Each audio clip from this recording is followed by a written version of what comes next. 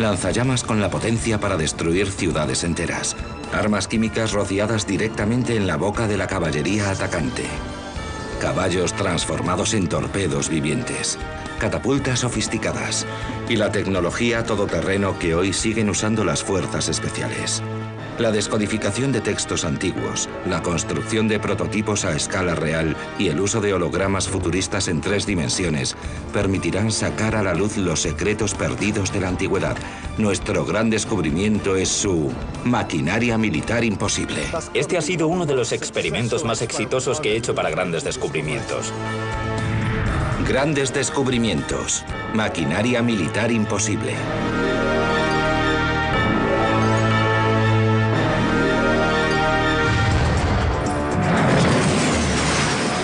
Un lanzamisiles múltiple puede disparar 10 proyectiles por segundo. Es un arma bien asentada en los campos de batalla modernos. Pero los investigadores han descubierto una misteriosa referencia antigua a un lanzamisiles anterior con una capacidad de tiro casi igual a la actual, aunque este tiene 2000 años de edad. Perdida y olvidada hace mucho en textos chinos antiguos, se halla una extraña referencia a una catapulta múltiple capaz de lanzar más de 8 proyectiles por segundo. ¿Podría ser que los antiguos chinos hubiesen inventado un arma capaz de desafiar al lanzamisiles moderno? En el año 200 después de Cristo, China era una nación sumida en la guerra civil. Los gobernadores hacían grandes esfuerzos para proteger a sus súbditos de las agresiones. Los chinos siempre han sido muy buenos en la construcción de ciudades fortificadas. Esa es la razón de que empleasen recursos enormes a la resolución del problema de la destrucción o conquista de esas defensas. En el pasado, la guerra de asedio consistía en conseguir agotar al enemigo. Para recargar esta catapulta hacen falta 20 minutos. ¿Qué hacían los antiguos para acelerar este proceso y aumentar mucho más su ritmo? Un texto escrito por el antiguo inventor Ma Yong en el año 232 después de Cristo describe un prototipo de catapulta que poseía la mayor capacidad de tiro del mundo antiguo. Según las fuentes históricas, contaban con una enorme noria de madera que usaban para crear una fuerza centrífuga que lanzaba los misiles colocados sobre los extremos de las cuerdas.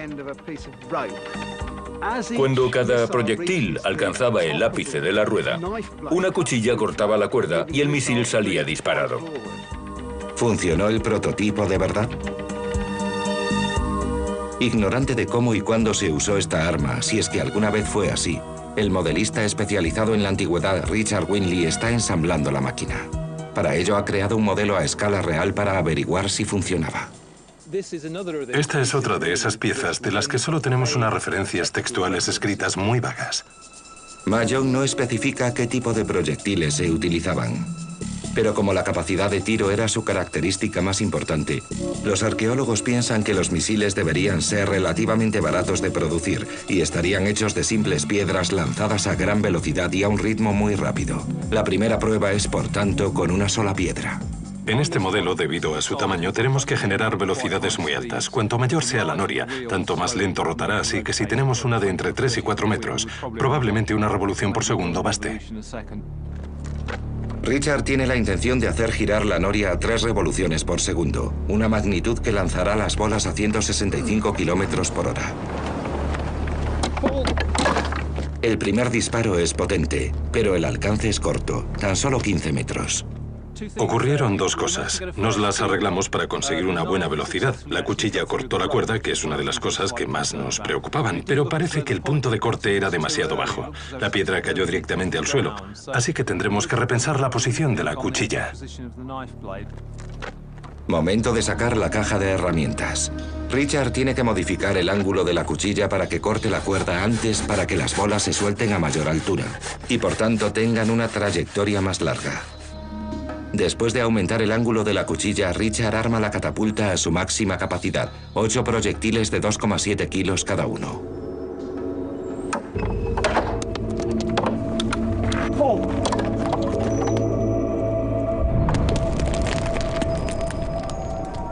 Esta vez el alcance fue mucho mayor y parece ser que los misiles están mejor lanzados que antes. 8 bolas de 2,7 kilos viajando a 130 kilómetros por hora proporcionan una energía de 16 kilojulios. Según la mecánica, esto parece una buena idea. Si aumentamos el tamaño de la catapulta hasta que alcance las dimensiones que se supone usó Mayón, tenemos posibilidades de lograr un arma viable.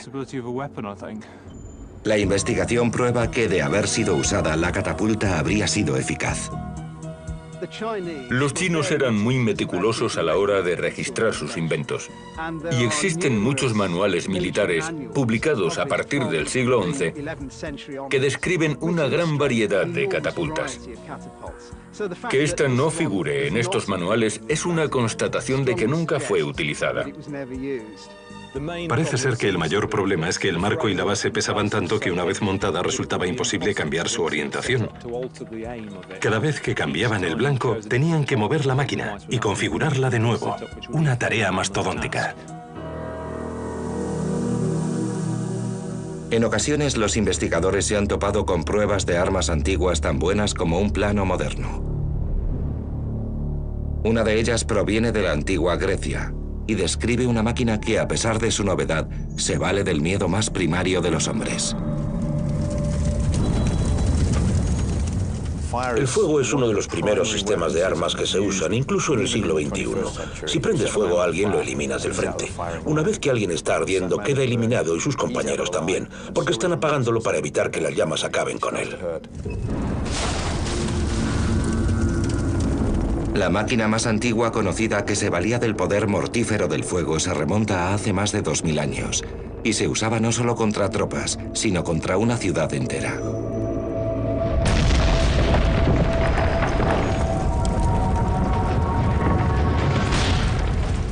En el año 424 a.C., una tribu conocida como los beocios utilizó este poder con gran utilidad. Este pueblo estaba sitiando la ciudad de Delio en Grecia central con el objetivo de arrebatársela a los atenienses. Los defensores de la ciudad habían reunido grandes cantidades de madera, raíces y materiales de todo tipo para erigir defensas de tierra. Para los boecios, toda esta madera amontonada dentro de las murallas atenienses exigía un tipo de ataque bastante obvio. Inventaron un lanzallamas, un gran lanzallamas. ¿Cómo fue posible un sistema armamentístico así? ¿Y bastó para derrotar a los atenienses de Delio? Las pistas están recogidas en la obra del escritor Tucídides. Tucídides fue un general y estadista ateniense que pierde su empleo en medio de las guerras del Peloponeso. Y como la mitad de los generales cesados en plena guerra, desea probar que no deberían haber prescindido de él. Así que se propone hacer algo inusual. Escribe un libro que constituye el primer estudio político del fenómeno de la guerra. No es una colección de leyendas, sino un relato de algo que le ocurrió a personas reales. Es un texto tan rico y potente que hoy en día seguimos leyéndolo. Aserraron una viga de madera en dos y la ahuecaron. Después unieron las partes exactamente igual que si fuera una flauta. Y de unas cadenas situadas en un extremo colgaron un recipiente. La boca metálica de un fuelle cuya boca apuntaba hacia abajo estaba unido a la viga, una gran parte de la cual estaba bañada en hierro. Trasladaban esta máquina a diversos puntos de la muralla en carros. Y cuando estaba muy cerca, aplicaban un gran fuelle al extremo inferior de la viga, que soplaba dentro del conducto y avivaba el fuego del interior de la caldera, que contenía carbón incandescente, sulfuro y brea. Así conseguían una llama enorme que incendiaba la muralla, de modo que nadie podía quedarse en la zona. Gracias a la descripción detallada de Tucídides, Richard puede erigir una de las reconstrucciones más precisas que ha hecho. Es un dispositivo muy simple. Grandes fuelles, un tubo ancho y largo y una caldera ardiente al final. Los fuelles avivan el fuego igual que si fuera el de un herrero. Así podían multiplicar la temperatura de la caldera por 2 o 3 y el viento soplaba a favor. Al principio el lanzallamas no parece muy eficaz. Pero a medida que el oxígeno expulsado por la boquilla del fuelle llega a los combustibles, la cosa se anima. Al final, Richard puede producir una fuente direccional de fuego capaz de lanzarlo contra las murallas de la ciudad. Una o dos veces, si conseguimos lograr el ángulo correcto, conseguimos un calor muy intenso, casi blanco, que está muy caliente. Las llamas blancas son producidas por temperaturas superiores a los 1000 grados. Si pensamos que este diseño tiene algo así como 2500 años de edad, la verdad es que se trata de una tecnología muy impresionante para aquella época. Las murallas de madera de Delio ofrecían poca protección a las tropas defensoras. Según cuenta Tucídides, los boecios usaron esta arma para incendiar Delio y perseguir a los atenienses. Solo mataron a unos 200. El resto pudo escapar. Valiéndose de tecnologías adelantadas a su tiempo, los boecios se las arreglaron para derrotar a la poderosa Atenas, una prueba fehaciente del poder de la ingeniería. Pero a pesar de esto, Atenas se convirtió en una de las ciudades más poderosas de la antigüedad, y todavía hoy, 3000 años después, es la capital de Grecia. De las altas ambiciones de la catapulta de repetición a la ingeniosa aplicación de un recurso básico como el fuego, la ingeniería militar se ha ido desarrollando durante milenios para producir las tecnologías más terroríficas y poderosas que el hombre haya soñado. Pero estas innovaciones eran solo el principio. El portaaviones moderno no puede realizar su trabajo sin una pieza esencial de maquinaria de 2000 años de edad. En un fragmento escrito del antiguo Egipto, se describe un arma mortífera de largo alcance que funcionaba por medio del poder del aire.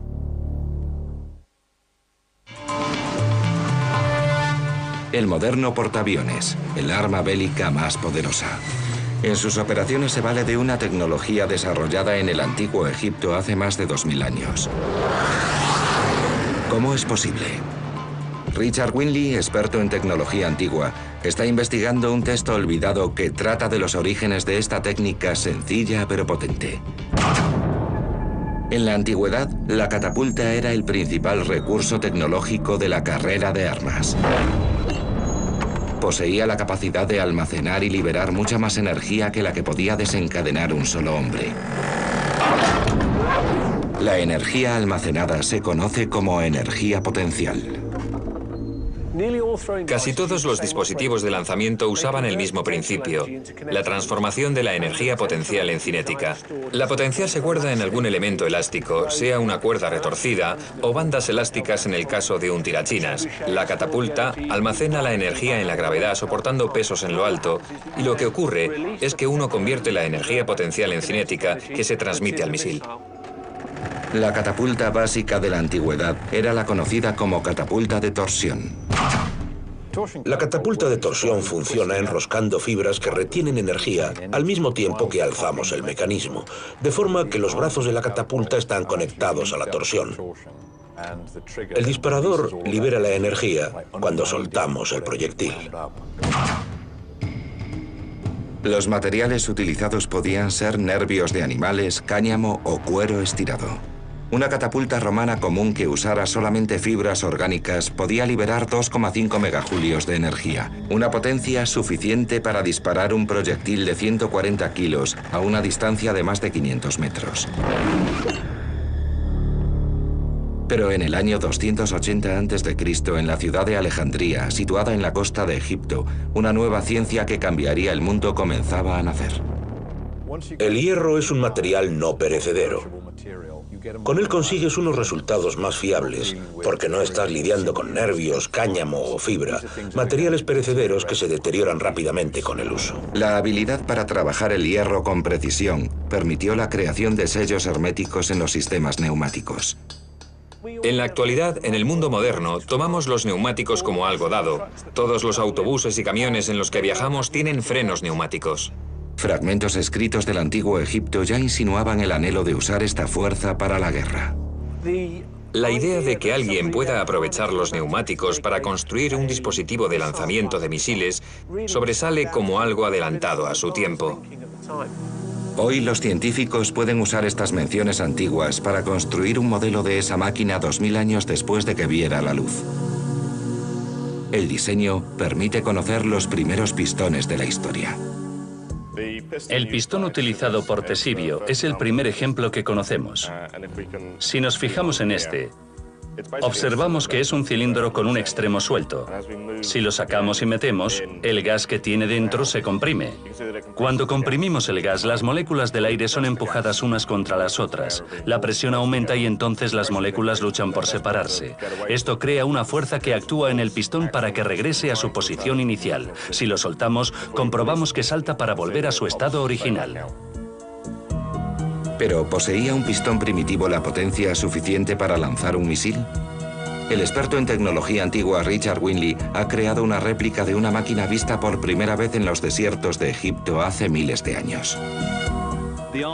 El brazo del pistón sale por aquí. Es una especie de mango conector del pistón. Y ahí tenemos una gran leva conectada al brazo de la catapulta y ubicada en una posición retrasada. Si tiramos de los brazos de la catapulta, podemos observar cómo las levas funcionan empujando los pistones. Este procedimiento comprime el aire y nos proporciona un impulso. Y todo utilizando solamente la fuente de energía que se halla a nuestro alrededor, el aire. Esta catapulta puede lanzar proyectiles de 35 centímetros hechos de un astil de madera rematado por una punta metálica.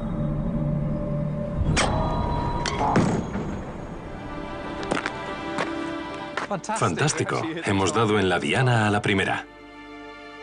Me ha sorprendido la distancia que hemos alcanzado. Hemos llegado a los 35, incluso 45 metros y las flechas vuelan muy rectas.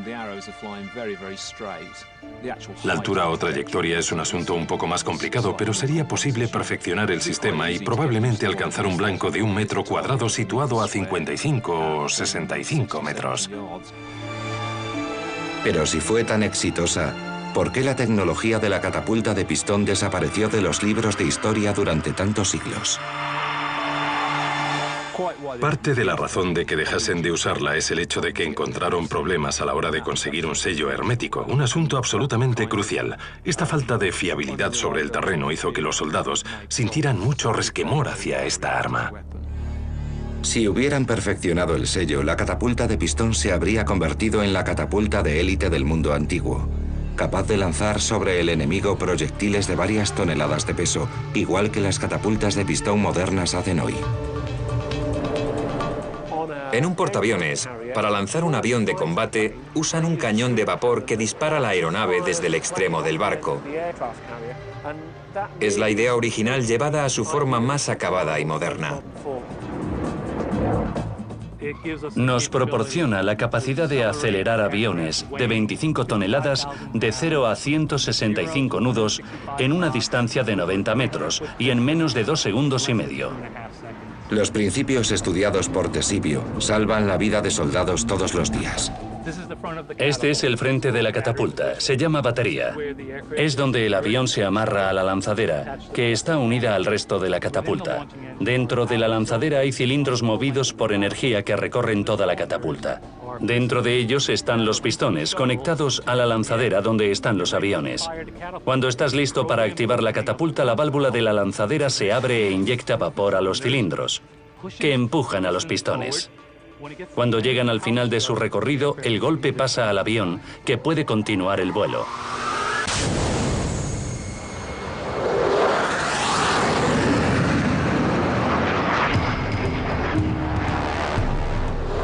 La idea del pistón era demasiado buena para ser abandonada, pero algunas tecnologías antiguas eran tan estrambóticas que parecían completamente inútiles. Los textos antiguos muestran un extraño boceto de un caballo. El caballo ha sido una de las armas más potentes de la historia. Durante siglos nada suscitaba tanto temor a los soldados que una carga de la caballería enemiga. Entonces a alguien se le ocurrió la idea de añadirle 2 lanzas de 6 metros. ¿Fue la transformación del caballo en un torpedo viviente o la creación de un desastre bélico? Este prototipo funcional, por no decir viviente, de un arma antigua desconcierta a los historiadores militares. ¿Cómo se usaba? ¿Fue un éxito o se saldó con un desastre bélico? Para estudiar la cuestión, los investigadores deben buscar los esquemas originales realizados por el inventor de la máquina. En la Biblioteca Municipal de Siena se encuentran cientos de páginas de planos y notas hechos por ingenieros militares medievales. Uno de ellos se llamaba Tácola. Está claro que Tácola tenía mucha inventiva, y estos dos grandes manuscritos muestran de verdad lo que hizo. Los abres y te dices, vaya, ahí tenemos una imagen de la máquina en el campo realizando sus funciones. Mariano Tácola nació en el año 1382, una época de guerra constante en la Italia de principios del Renacimiento. Muchos de los dibujos de Tácola eran auténticos inventos diseñados para su puesta en práctica, tales como el aparato de respiración y el rompequillas. Otros eran simples ejemplos de su imaginación y habilidades artísticas. Algunos de ellos son como los prototipos de coches que hay en las ferias del automóvil. Sabes que su objetivo es anunciar lo que la marca puede hacer.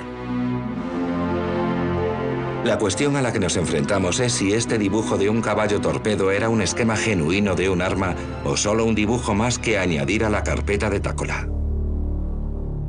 Cuando encontramos información acerca de sistemas de armas potenciales y no sabemos si se usaron, tenemos que emplear nuestra inteligencia creativa.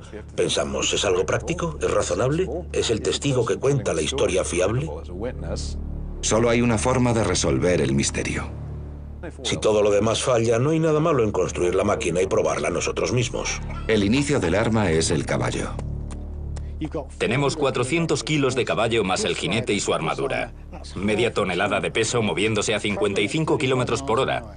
Si algo así te alcanza, no lo cuentas. El caballo lleva aterrorizando a los soldados enemigos desde que el hombre lo ensilló por primera vez. Cuando el terreno vibra y oyes el rumor de sus cascos, la sensación es absolutamente aterradora. Pero añadirle 2 lanzas de 6 metros a este gigante, ¿le reportó alguna ventaja estratégica como arma? Hemos venido a una de las pocas escuelas de Europa donde todavía entrenan caballos de batalla para probar el torpedo equino de Tácola. Aquí los caballos se entrenan para escenas de películas de acción. Henry ha hecho de doble en más de 1000 escenas. Está acostumbrado a los equipos extraños y a las conductas inusuales. Pero incluso él está nervioso. Tenemos el dispositivo tal y como aparece en el manuscrito, pero ya nos hemos topado con problemas. Este es el caballo de batalla más dócil y pacífico que puedas encontrar, pero se siente incómodo con estas barras tan cerca de su nariz. Si la ve a la cabeza, golpea las barras, cuyos extremos posteriores se arrastran por el suelo. Por una parte, esto es estupendo porque evita que el caballo recule. Nos interesa que avance sin cesar y no queremos retroceder dentro de nuestras propias filas, pero impone una barrera delante de su nariz. Para que este caballo cargue contra el enemigo deberíamos colocarle un acicate al rojo vivo aquí, algo que no vamos a hacer. Los caballos se valen de la visión para guiarse en el campo de batalla. El arma de Tácola conlleva la colocación de una barra justo delante del campo de visión del animal. Un caballo que no ve no puede cargar. Todo es muy problemático. Terminará parándose en seco. La única forma de que este dispositivo funcione es que estés dispuesto a sacrificar un caballo. En una época en la que no había antibióticos, cualquier caballo herido en una batalla moría por la infección. Así que contaban con una reserva de caballos, de modo que podían prescindir de algunos. Eso es lo que hacían. Colocaban todo esto y luego ponían algo quemándose en la parte trasera del caballo. Por lo visto, el caballo no necesita accesorios para ser un arma eficaz. En la antigüedad no había nada más terrorífico que una carga de caballería, algo que causaba temor en el corazón de todos los ejércitos. Pero según pasó el tiempo, los inventores fueron obligados a buscar medios nuevos y más avanzados para parar un ataque de la caballería enemiga. Julio Africano, un estratega e historiador militar romano nacido en Jerusalén en el año 180 después de Cristo, escribió un tratado en el que aconsejaba al emperador Alejandro Severo acerca de las tácticas que debía adoptar en su guerra contra los persas del año 232. Escribe sobre un dispositivo macabro diseñado para enloquecer a los caballos rociándoles veneno mortal en las caras. Quedarían ciegos, les picaría la nariz y la piel les quemaría. Los jinetes perderían el control y por tanto su eficacia militar.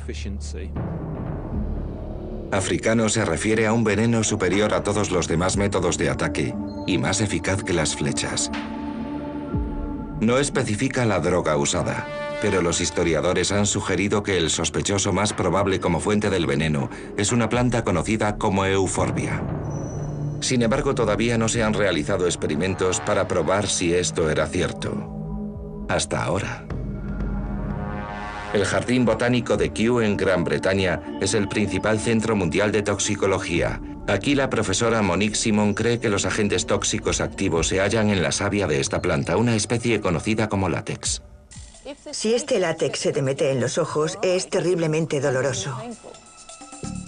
El látex es la savia lechosa que se halla en muchas plantas, por ejemplo en los dientes de león. No todas las variedades de látex son venenosas, aunque la que se encuentra en la euforbia normalmente sí lo es. Para probar las toxinas de la euforbia, Monique debe preparar una muestra de estos terribles ingredientes. El compuesto resultante se prueba en una máquina conocida como espectrómetro de masas. Esta máquina nos ayuda a separar los componentes y nos proporciona un perfil de cada uno de ellos. Monique está buscando una muestra de sustancias altamente tóxicas conocidas como ésteres. Un éster es un compuesto orgánico complejo que se encuentra en muchas toxinas, por ejemplo las de los mariscos. Aquí podemos ver algunos. Parece que estos podrían ser los ésteres que asociamos a la toxicidad. Así que si lo arrojamos a la cara de un caballo, tendría un efecto muy irritante y desagradable. Las pruebas indican que la euforbia es la culpable. Ahora Richard Winley está investigando cómo esta terrible sustancia se lanzaba a los caballos. Pensamos que uno de los métodos que podrían haber usado es un aparato conocido como bomba de sifón. Richard quiere averiguar si el sifón podía llevar el veneno hasta el caballo. Y lo que es más importante, mantenerlo alejado de él. Por el texto de Africano sabemos que esta pistola era empleada por hombres ubicados en la primera línea. Ellos rociaban el veneno sobre los hocicos de los caballos una vez que se habían acercado a ellos. Los caballos enloquecían y tiraban a sus jinetes, quienes, estorbados por sus pesadas armaduras, serían fácilmente capturados o muertos. Bueno, ha sido un experimento muy interesante. Sabemos lo tóxico que es por los experimentos en el laboratorio, pero creo que ahora hemos demostrado que tenemos un sistema de suministro del veneno que lo proyecta 6 o 7 metros. El problema, y esto siempre ocurre con las armas que arrojan veneno, es que un cambio repentino en la dirección del viento ocasionaría un lío tremendo en tus propias filas. Es algo que debemos tener en cuenta. En las manos adecuadas y con viento favorable, la pistola de envenenamiento de caballos esparcería su contenido letal entre las tropas de la caballería persa. Pero los conocimientos químicos de los antiguos podrían producir resultados aún más llamativos a una escala mucho mayor. Hace más de 2000 años, un general llamado Aníbal dirigió un ejército de hombres, caballos y elefantes a través de las montañas más altas del mundo conocido. A veces lo hizo subiendo por ellas. Otras veces, donde los precipicios hacían el terreno impracticable, usó una fórmula secreta y olvidada que disolvía las rocas ante sus ojos. Este ha sido uno de los experimentos más exitosos que he hecho para grandes descubrimientos.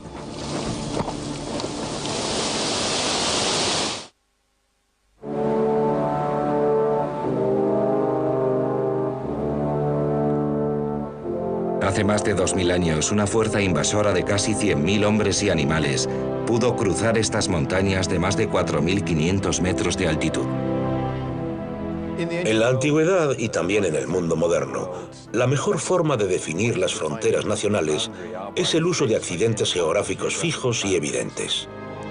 Las naciones dependían de estas fronteras naturales y confiaban en que ningún general en su sano juicio intentaría llevar a cabo un ataque a través de estos picos imposibles.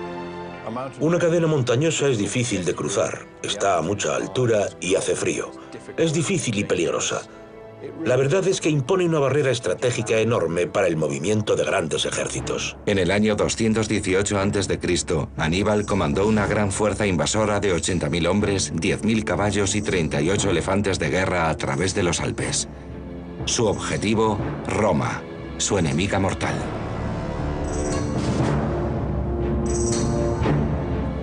Existen muchas formas más fáciles de invadir Italia que hacerlo a través de los Alpes. Esta es la opción más difícil.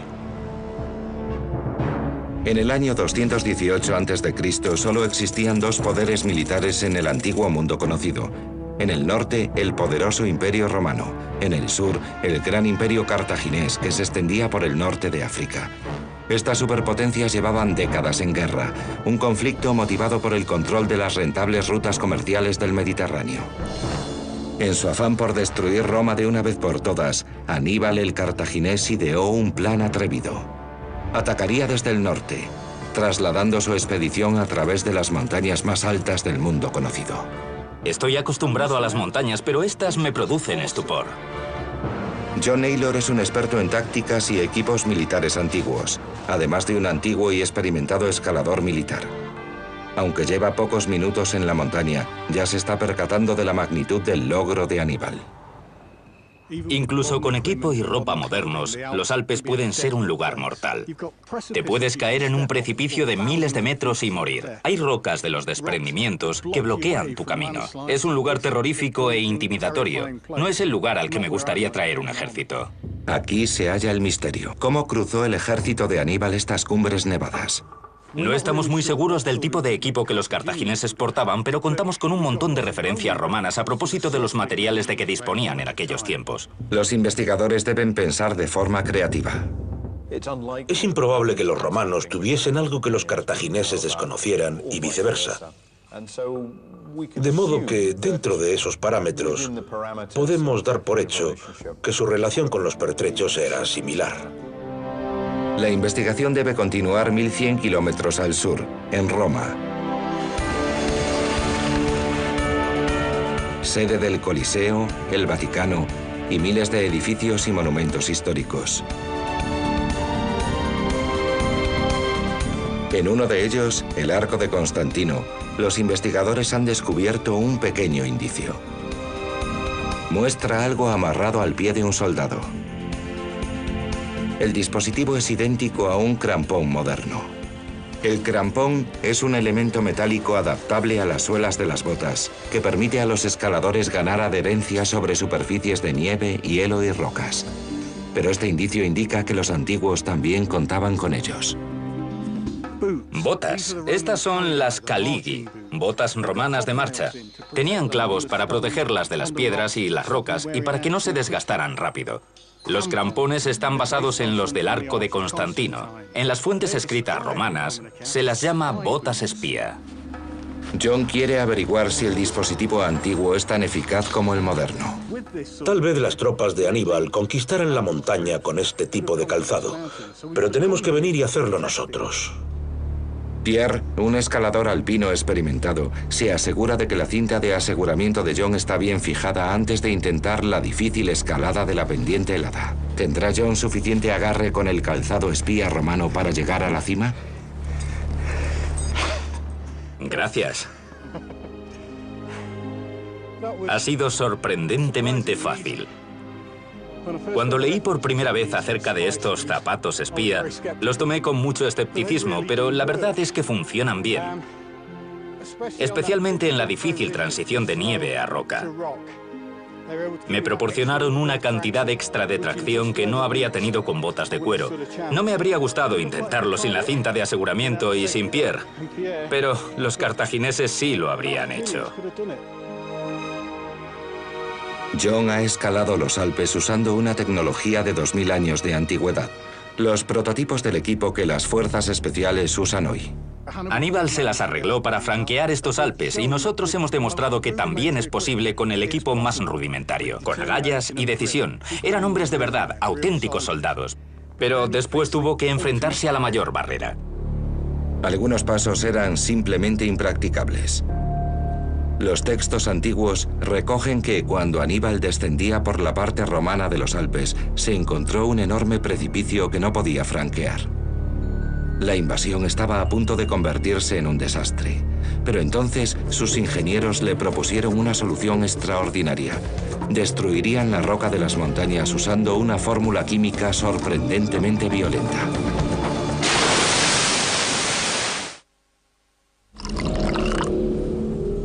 Los sofisticados laboratorios químicos del siglo XXI producen compuestos tan complejos que tardaríamos una hora entera en enumerar los ingredientes de uno solo. Pero gracias al escritor romano Livio, sabemos que los antiguos ejércitos sabían mucho más de química de lo que habíamos pensado. Y la aplicaron a mucha mayor escala de lo que lo hacemos nosotros. Sobre montañas enteras. En el año 232 a.C., el general cartaginés Aníbal condujo con éxito una expedición invasora a través de estas montañas de 4.500 metros de altitud, valiéndose de un equipamiento que hoy en día también usan los montañeros, pero quedó bloqueado. Aníbal se encuentra con que su descenso de la montaña está bloqueado por un gigantesco bloque de piedra. ¿Cómo puede pasarlo? No puede circunvalarlo y tampoco retroceder, y su ejército se está muriendo de hambre. Los historiadores actuales creen que la ruta bloqueada fue bien el Clapiage o la Traversette, ambos a más de 2.400 metros de altura. Livio nos cuenta que un desprendimiento reciente había convertido el lugar, ya difícil, en una pendiente perpendicular de 100 metros. Una vertiente de piedra caliza completamente inaccesible. Lo primero que Aníbal pensó fue que debería retroceder, pero según Livio, el camino a su espalda se había convertido en una capa de hielo que los animales del ejército no podían atravesar.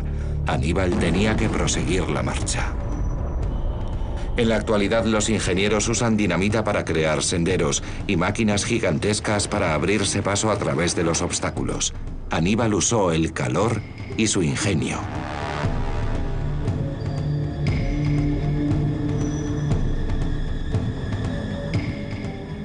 La roca es dura. Si la calientas, se expande, y si enfrías rápido, se contrae. Esta gran expansión y contracción las rompe y despedaza. Ahora mismo no puedo hacerle nada, pero si la caliento y la enfrío rápidamente, se torna en lo que llamamos friable, más blanda y fácil de quebrar. La mejor forma de probarlo es calentando una pequeña muestra con un soplete. Después la enfriaremos con agua.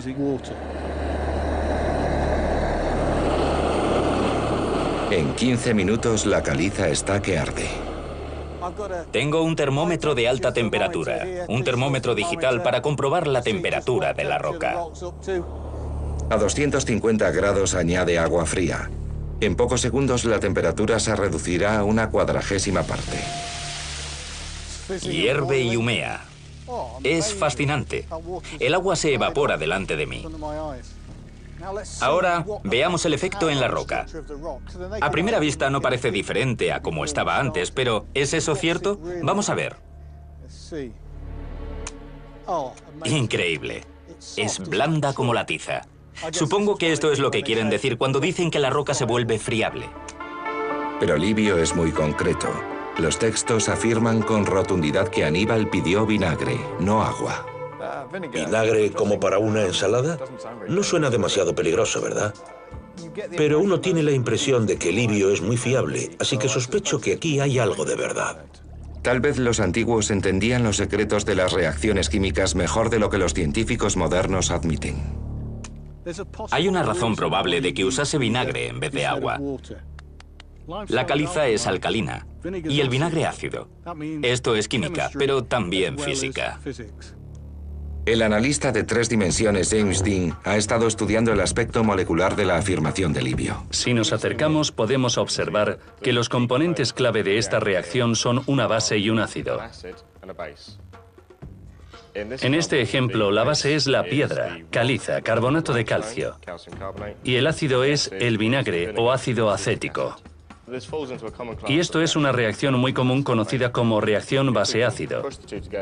Si las agitamos para provocar la reacción, vemos claramente que el ácido ha liberado iones de hidrógeno, que combina con el oxígeno y el hidrógeno de la base para formar H2O, es decir, agua.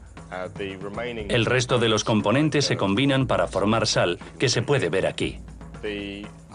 La reacción es exotérmica, o sea, que desprende un montón de calor que observamos si volvemos a la escala anterior. El calor aumenta la temperatura del agua, y por eso sale el vapor que vemos, pero también se producen otros gases como el dióxido de carbono, si tenemos carbono que produce el burbujeo efervescente. En general, toda la estructura de la roca se destruye y está rodeada de agua y sal. Si la tocamos, constatamos que es totalmente friable. Para Aníbal, esto no fue un experimento químico, sino un asunto de vida o muerte. Aníbal estaba en punto muerto. Igual que ahora, la noche estaba cayendo y con ella la temperatura. Su ejército estaba a punto de congelarse y morir si no encontraba una ruta de descenso hacia las fértiles praderas de abajo. Tenía que encontrar una forma de pasar por las rocas. Así que vamos a intentarlo nosotros. Crearemos un gran fuego para calentar la piedra y después añadiremos vinagre para ver si la podemos hacer lo bastante friable como para pasar por encima y llegar a la pradera. He encendido el fuego. Ahora necesito más palos y madera para convertir esto en una gran llamarada. No solo se trataba de una gran superficie rocosa de 100 metros, sino también de un precipicio peligroso.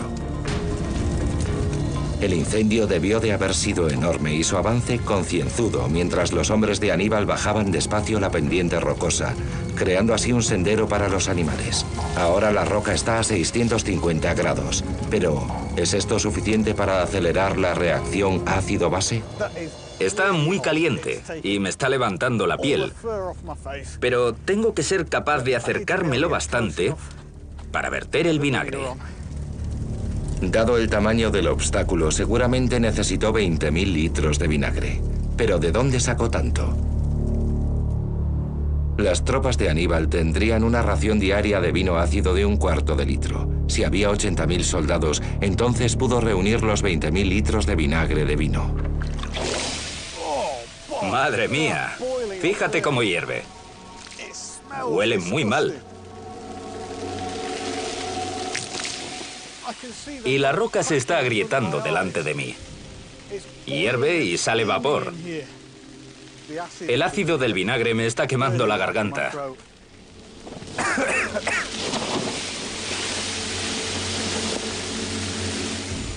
Cada segundo que pasa aprendo algo nuevo. Es como si la roca se hubiese vuelto orgánica, cobrase vida y estuviese quejándose del maltrato que le estoy dispensando.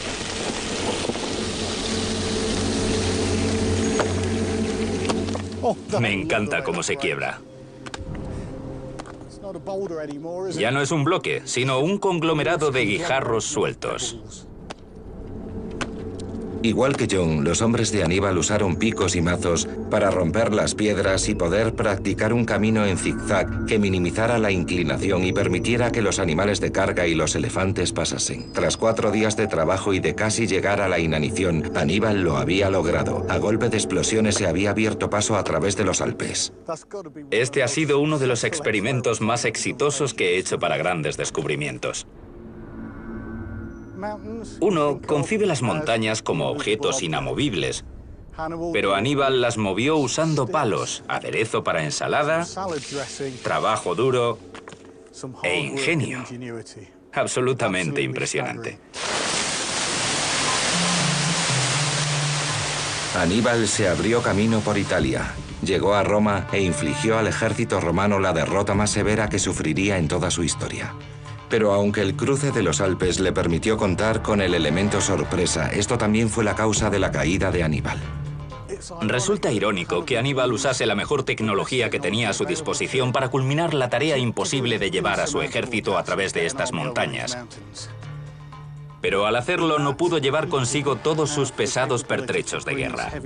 Cuando llegó el momento de tomar ciudades usando fortificaciones, no contaba con las máquinas de asedio porque no las pudo llevar por las montañas, así que sus esfuerzos fueron inútiles. La tecnología le permitió llegar, pero después le cerró la puerta en las narices. Máquinas como la lanzadera de llamas de carbono, las catapultas y otros ingenios demasiado importantes para dejarlos atrás. Por eso la campaña de Aníbal fracasó. No consigue asediar ni capturar ciudades. Ahí está Roma, y ni siquiera llega a atacarla. Sea gracias al aprendizaje por medio de errores o de éxitos fulgurantes, los ingenieros de la antigüedad no diferían de los actuales. Los ingenieros antiguos se enfrentaron a los mismos problemas que nosotros tenemos hoy. Quieres ir más deprisa y llevar más cosas, pero usando menos recursos naturales. Esto es, quieres que las cosas sean más fáciles de hacer, que funcionen mejor y que una vez construidas duren más. Algunos inventos marcaron el punto de inflexión de grandes batallas que cambiaron la historia y contribuyeron a configurar el mundo en el que vivimos. Otros se pasaron de frenada y aunque hoy siguen asombrándonos, seguramente fueron inútiles en el campo de batalla. Mientras los secretos de la ingeniería antigua siguen saliendo a la luz, cuántas cosas que damos por sentadas se deben al ingenio de los antiguos y a su maquinaria militar imposible. Los caballos enloquecían y tiraban a sus jinetes, quienes, estorbados por sus pesadas armaduras, serían fácilmente capturados o muertos. Bueno, ha sido un experimento muy interesante. Sabemos lo tóxico que es por los experimentos en el laboratorio, pero creo que ahora hemos demostrado que tenemos un sistema de suministro del veneno que lo proyecta a 6 o 7 metros. El problema, y esto siempre ocurre con las armas que arrojan veneno, es que un cambio repentino en la dirección del viento ocasionaría un lío tremendo en tus propias filas. Es algo que debemos tener en cuenta. En las manos adecuadas y con viento favorable, la pistola de envenenamiento de caballos esparcería su contenido letal entre las tropas de la caballería persa. Pero los conocimientos químicos de los antiguos podrían producir resultados aún más llamativos a una escala mucho mayor. Hace más de 2000 años, un general llamado Aníbal dirigió un ejército de hombres, caballos y elefantes a través de las montañas más altas del mundo conocido. A veces lo hizo subiendo por ellas. Otras veces, donde los precipicios hacían el terreno impracticable, usó una fórmula secreta y olvidada que disolvía las rocas ante sus ojos. Este ha sido uno de los experimentos más exitosos que he hecho para grandes descubrimientos.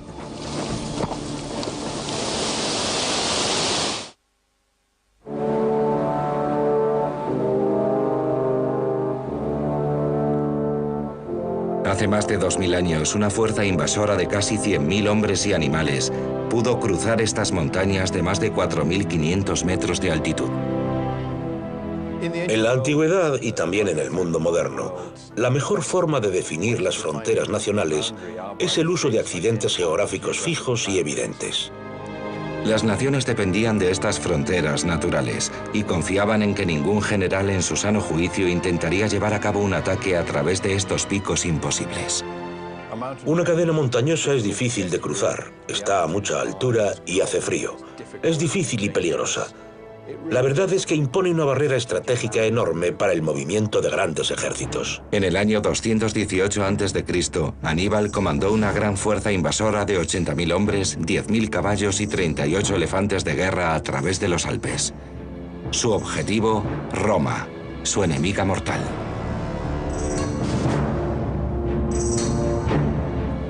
Existen muchas formas más fáciles de invadir Italia que hacerlo a través de los Alpes. Esta es la opción más difícil. En el año 218 a.C. solo existían dos poderes militares en el antiguo mundo conocido. En el norte, el poderoso Imperio Romano. En el sur, el gran Imperio Cartaginés, que se extendía por el norte de África.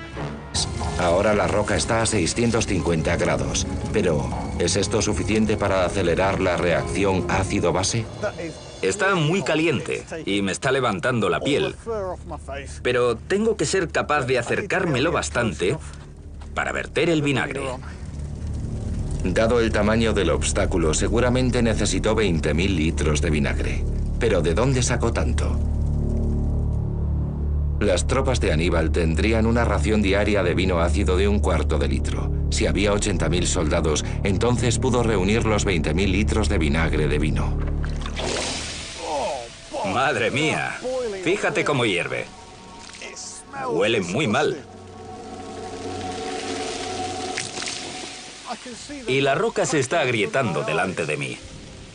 Hierve y sale vapor. El ácido del vinagre me está quemando la garganta.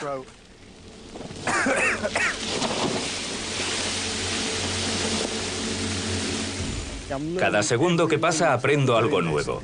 Es como si la roca se hubiese vuelto orgánica, cobrase vida y estuviese quejándose del maltrato que le estoy dispensando.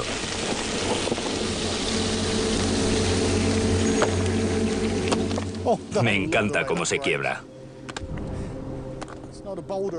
Ya no es un bloque, sino un conglomerado de guijarros sueltos.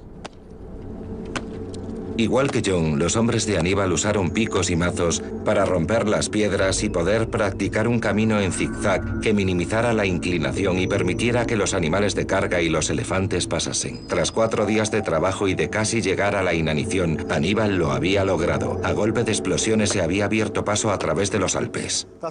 Este ha sido uno de los experimentos más exitosos que he hecho para grandes descubrimientos.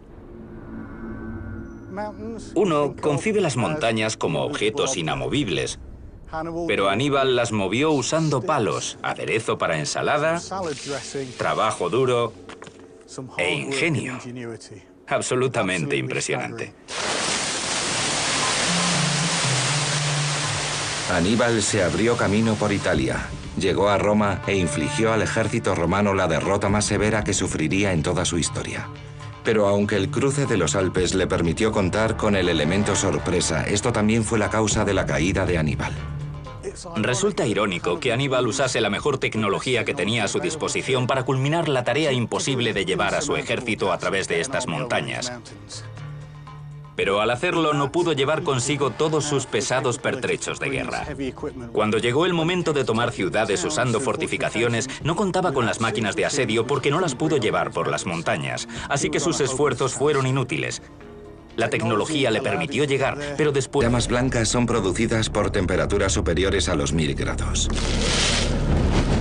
Si pensamos que este diseño tiene algo así como 2500 años de edad, la verdad es que se trata de una tecnología muy impresionante para aquella época. Las murallas de madera de Delio ofrecían poca protección a las tropas defensoras. Según cuenta Tucídides, los boecios usaron esta arma para incendiar Delio y perseguir a los atenienses. Solo mataron a unos 200. El resto pudo escapar.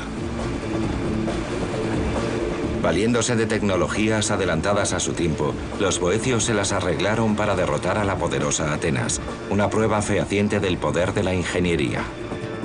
Pero a pesar de esto, Atenas se convirtió en una de las ciudades más poderosas de la antigüedad, y todavía hoy, 3000 años después, es la capital de Grecia. De las altas ambiciones de la catapulta de repetición a la ingeniosa aplicación de un recurso básico como el fuego, la ingeniería militar se ha ido desarrollando durante milenios para producir las tecnologías más terroríficas y poderosas que el hombre haya soñado. Pero estas innovaciones eran solo el principio.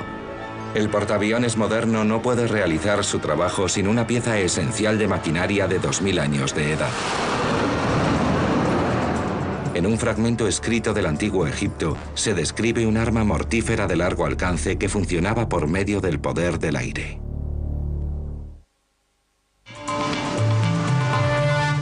El moderno portaaviones, el arma bélica más poderosa. En sus operaciones se vale de una tecnología desarrollada en el antiguo Egipto hace más de 2000 años. ¿Cómo es posible? Richard Winley, experto en tecnología antigua, está investigando un texto olvidado que trata de los orígenes de esta técnica sencilla pero potente.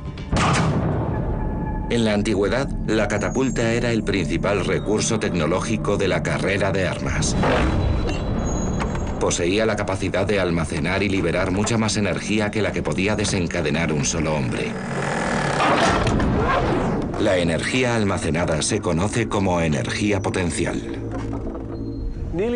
Casi todos los dispositivos de lanzamiento usaban el mismo principio, la transformación de la energía potencial en cinética.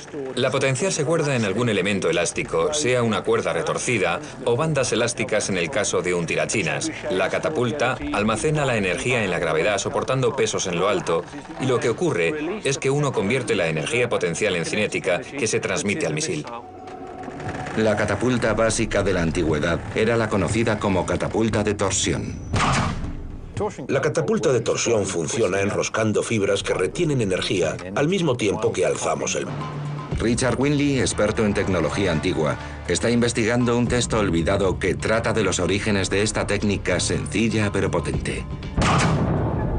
En la antigüedad, la catapulta era el principal recurso tecnológico de la carrera de armas. Poseía la capacidad de almacenar y liberar mucha más energía que la que podía desencadenar un solo hombre. La energía almacenada se conoce como energía potencial. Casi todos los dispositivos de lanzamiento usaban el mismo principio, la transformación de la energía potencial en cinética. La potencial se guarda en algún elemento elástico, sea una cuerda retorcida o bandas elásticas en el caso de un tirachinas. La catapulta almacena la energía en la gravedad soportando pesos en lo alto, y lo que ocurre es que uno convierte la energía potencial en cinética que se transmite al misil. La catapulta básica de la antigüedad era la conocida como catapulta de torsión. La catapulta de torsión funciona enroscando fibras que retienen energía al mismo tiempo que alzamos el mecanismo, de forma que los brazos de la catapulta están conectados a la torsión. El disparador libera la energía cuando soltamos el proyectil. Los materiales utilizados podían ser nervios de animales, cáñamo o cuero estirado. Una catapulta romana común que usara solamente fibras orgánicas podía liberar 2,5 megajulios de energía, una potencia suficiente para disparar un proyectil de 140 kilos a una distancia de más de 500 metros.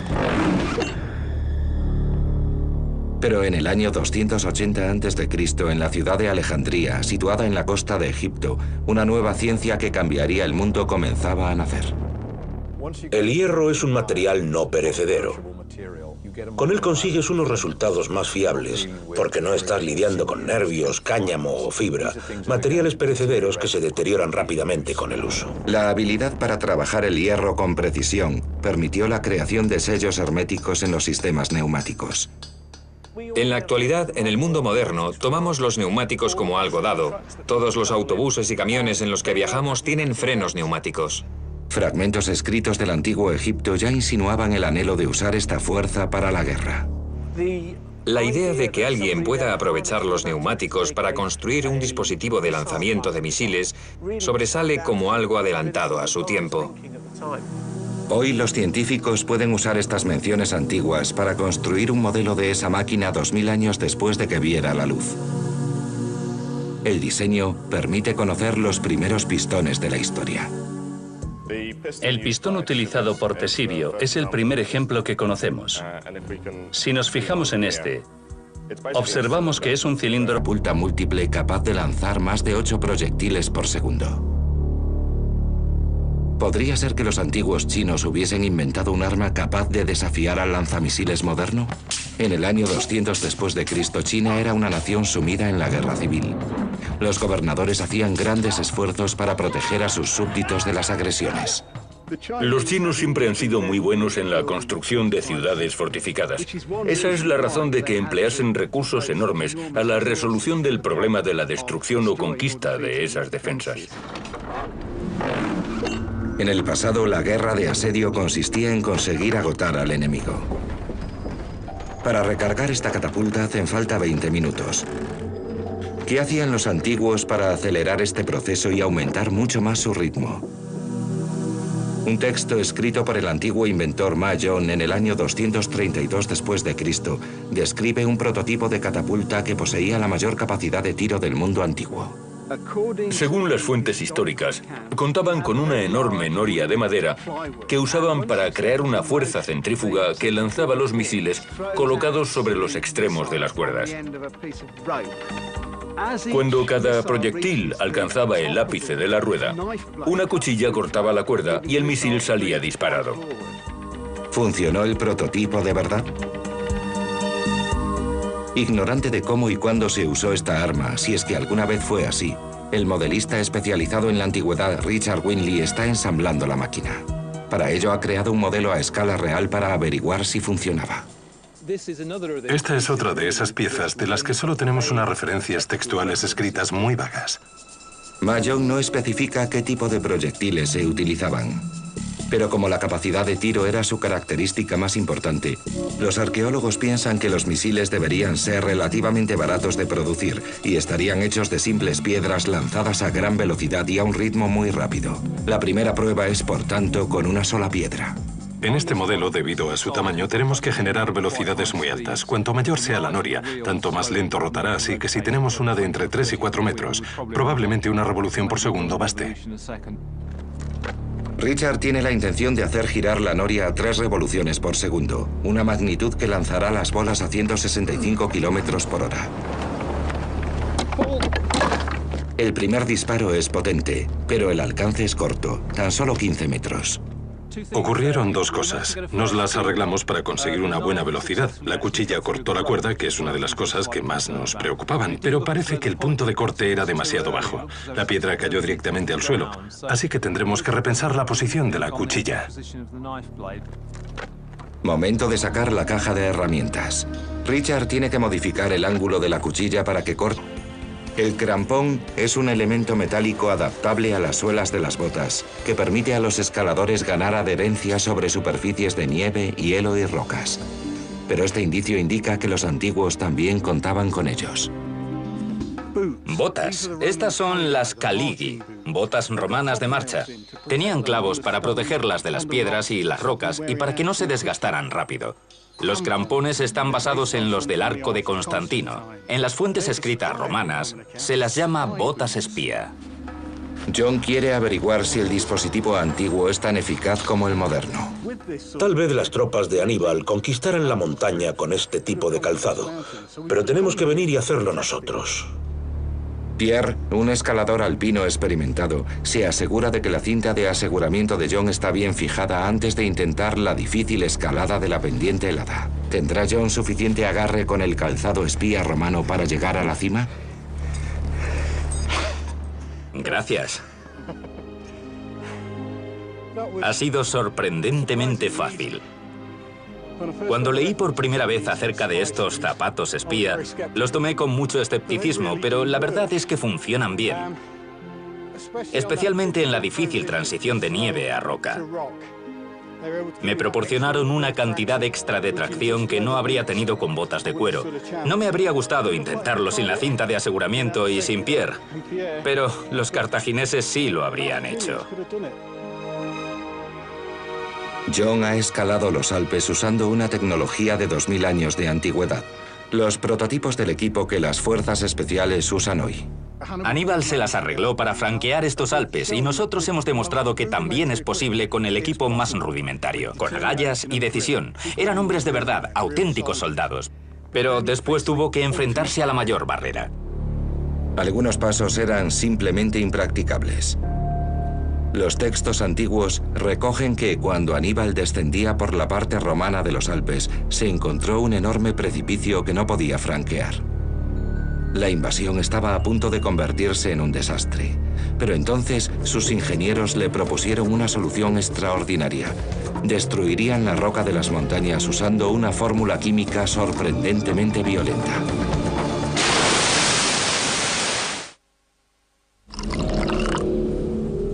Los sofisticados laboratorios químicos del siglo XXI producen compuestos tan complejos que tardaríamos una hora entera en enumerar los ingredientes de uno solo.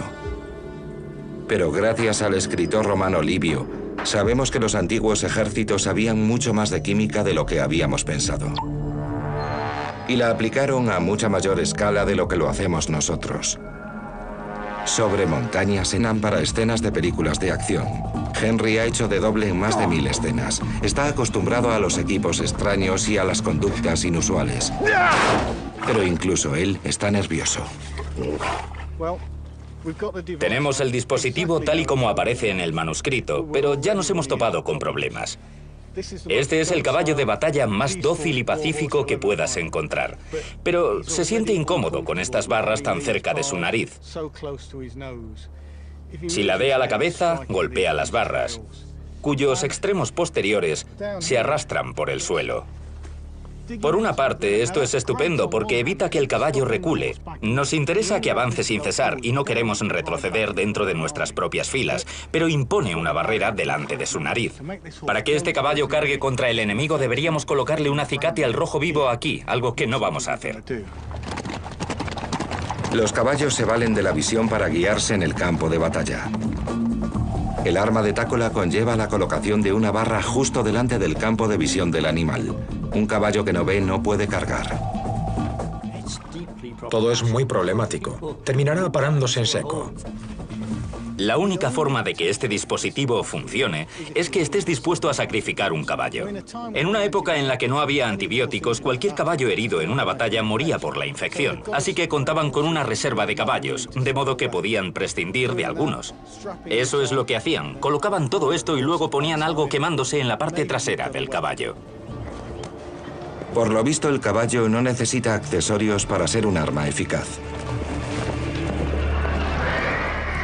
En la antigüedad no había nada más terrorífico que una carga de caballería, algo que causaba temor en el corazón de todos los ejércitos. Pero según pasó el tiempo, los inventores fueron obligados a buscar medios nuevos y más avanzados para parar un ataque de la caballería enemiga. Julio Africano, un estratega e historiador militar romano nacido en Jerusalén en el año 180 después de Cristo, escribió un tratado en el que aconsejaba al emperador Alejandro Severo acerca de las tácticas que debía adoptar en su guerra contra los persas del año 232. Escribe sobre un dispositivo macabro diseñado para enloquecer a los caballos rociándoles veneno mortal en las caras. Quedarían ciegos, les picaría la nariz y la piel les quemaría. Los jinetes perderían el control y por tanto su eficacia militar. Africano se refiere a un veneno superior a todos los demás métodos de ataque y más eficaz que las flechas. No especifica la droga usada, pero los historiadores han sugerido que el sospechoso más probable como fuente del veneno es una planta conocida como euforbia. Sin embargo, todavía no se han realizado experimentos para probar si esto es una base y un ácido. En este ejemplo, la base es la piedra, caliza, carbonato de calcio, y el ácido es el vinagre o ácido acético. Y esto es una reacción muy común conocida como reacción base-ácido. Si las agitamos para provocar la reacción, vemos claramente que el ácido ha liberado iones de hidrógeno, que combina con el oxígeno y el hidrógeno de la base para formar H2O, es decir, agua. El resto de los componentes se combinan para formar sal, que se puede ver aquí. La reacción es exotérmica, o sea, que desprende un montón de calor que observamos si volvemos a la escala anterior. El calor aumenta la temperatura del agua, y por eso sale el vapor que vemos, pero también se producen otros gases como el dióxido de carbono, si tenemos carbono que produce el burbujeo efervescente. En general, toda la estructura de la roca se destruye y está rodeada de agua y sal. Si la tocamos, constatamos que es totalmente friable. Para Aníbal, esto no fue un experimento químico, sino un asunto de vida o muerte. Aníbal estaba en punto muerto. Igual que ahora, la noche estaba cayendo y con ella la temperatura. Su ejército estaba a punto de congelarse y morir si no encontraba una ruta de descenso hacia las fértiles praderas de abajo. Tenía que encontrar una forma de pasar por las rocas. Así que vamos a intentarlo nosotros. Crearemos un gran fuego para calentar la piedra y después añadiremos vinagre para ver si la podemos hacer lo bastante friable como para pasar por encima y llegar a la pradera. He encendido el fuego. Ahora necesito más palos y madera para convertir esto en una gran llamarada. No solo se trataba de una gran superficie rocosa de 100 metros, sino también de un precipicio peligroso. El incendio debió de haber sido enorme y su avance concienzudo mientras los hombres de Aníbal bajaban despacio la pendiente rocosa, creando así un sendero para los animales. Ahora la roca está a 650 grados, pero ¿es esto suficiente para acelerar la reacción ácido-base? Está muy caliente y me está levantando la piel, pero tengo que ser capaz de acercármelo bastante para verter el vinagre. Dado el tamaño del obstáculo, seguramente necesitó 20.000 litros de vinagre. ¿Pero de dónde sacó tanto? Las tropas de Aníbal tendrían una ración diaria de vino ácido de 1/4 de litro. Si había 80.000 soldados, entonces pudo reunir los 20.000 litros de vinagre de vino. ¡Madre mía! Fíjate cómo hierve. Huele muy mal. Y la roca se está agrietando delante de mí. Hierve y sale vapor. Las murallas de madera de Delio ofrecían poca protección a las tropas defensoras. Según cuenta Tucídides, los boecios usaron esta arma para incendiar Delio y perseguir a los atenienses. Solo mataron a unos 200. El resto pudo escapar. Valiéndose de tecnologías adelantadas a su tiempo, los boecios se las arreglaron para derrotar a la poderosa Atenas, una prueba fehaciente del poder de la ingeniería. Pero a pesar de esto, Atenas se convirtió en una de las ciudades más poderosas de la antigüedad, y todavía hoy, 3000 años después, es la capital de Grecia. De las altas ambiciones de la catapulta de repetición a la ingeniosa aplicación de un recurso básico como el fuego, la ingeniería militar se ha ido desarrollando durante milenios para producir las tecnologías más terroríficas y poderosas que el hombre haya soñado. Pero estas innovaciones eran solo el principio. El portaaviones moderno no puede realizar su trabajo sin una pieza esencial de maquinaria de 2000 años de edad. En un fragmento escrito del antiguo Egipto, se describe un arma mortífera de largo alcance que funcionaba por medio del poder del aire.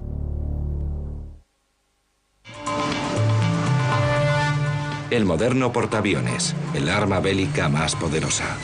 En sus operaciones se vale de una tecnología desarrollada en el antiguo Egipto hace más de 2000 años. ¿Cómo es posible?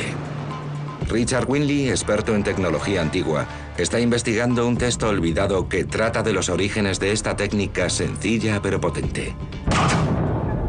En la antigüedad, la catapulta era el principal recurso tecnológico de la carrera de armas.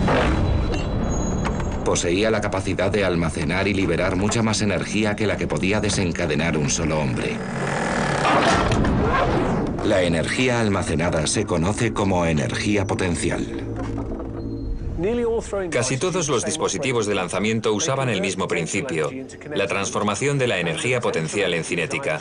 La potencial se guarda en algún elemento elástico, sea una cuerda retorcida o bandas elásticas en el caso de un tirachinas. La catapulta almacena la energía en la gravedad soportando pesos en lo alto, y lo que ocurre es que uno convierte la energía potencial en cinética que se transmite al misil. La catapulta básica de la antigüedad era la conocida como catapulta de torsión. La catapulta de torsión funciona enroscando fibras que retienen energía al mismo tiempo que alzamos el mecanismo, de forma que los brazos de la catapulta están conectados a la torsión. El disparador libera la energía cuando soltamos el proyectil. Los materiales utilizados podían ser nervios de animal en Kear. La invasión estaba a punto de convertirse en un desastre, pero entonces sus ingenieros le propusieron una solución extraordinaria. Destruirían la roca de las montañas usando una fórmula química sorprendentemente violenta.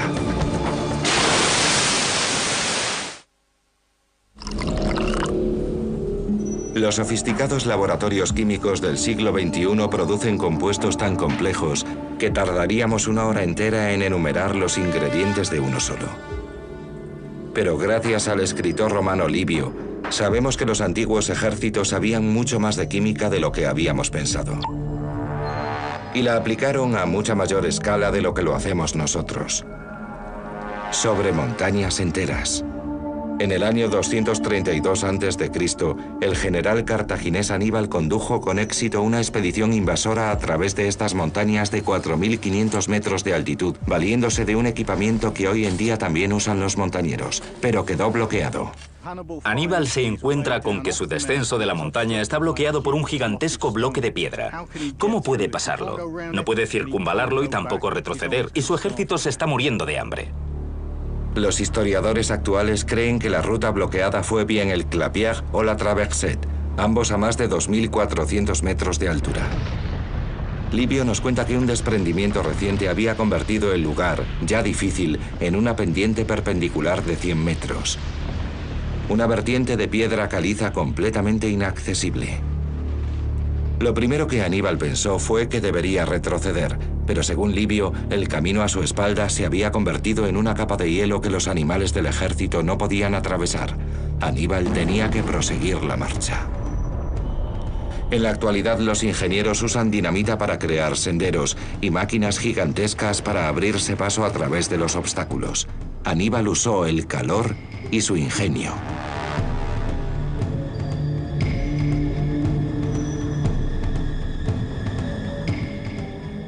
La roca es dura.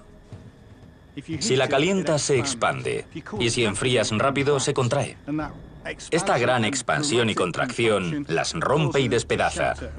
Ahora mismo no puedo hacerle nada, pero si la caliento y la enfrío rápidamente, se torna en lo que llamamos friable, más blanda y fácil de quebrar. La mejor forma de probarlo es calentando una pequeña muestra con un soplete. Después la enfriaremos con agua.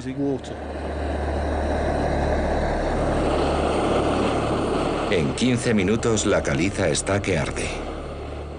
Tengo un termómetro de alta temperatura, un termómetro digital para comprobar la temperatura de la roca. A 250 grados añade agua fría.